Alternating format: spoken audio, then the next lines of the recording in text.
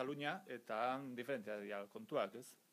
Eta dago, bai, beste bizipoz bat bizitzen nahi dian, eta hori netzat oso polita da.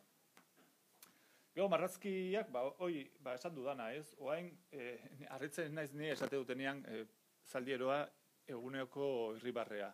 Lehen irribarrea tanin, hori izan garai batean, zegoen, keixukan abil, etengabe, ez, nire zintetan. Baina, beti umore punto batekin, ez? Eta distantzia hartuz, ez dramatizatzen, saietzen naiz. Eta ze gehiago esango dut. Bueno, beti bezala, 2 urtetan, egunero lan egiten dudanez, pilatzen dira zintak, eta 700 artean aukeratu behar dira, 225.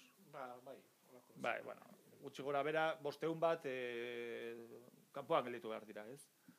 Orduan, bueno, hori guretzat abantaila bat da, antologikoa, ateatzen delako beti liburua, beti da liburu antologikoa. Oso ona. Barruan dagona dena da oso ona. Zen kontuan hartu behar duzue, txarrak egin ditudanak, eta soberaski, igual 12 batzuk egin ditut, horiek ez daude liburuan, horiek kanpoan utzi ditugu. Zaila zan, biokibili gara aukeraketan, eta... Zaila da eta peskara eta aspergarria, nik ezagutze ditut denak, eta 700 zinta berriz ere ikustea, behin eta berriz, eta deskartatzen dituzu txarrenak, eta geltzen dira 440, oendik kendu behar dira berreiro, 400 zinta berriz, pupa. Eskata aspergarria, baina, bueno.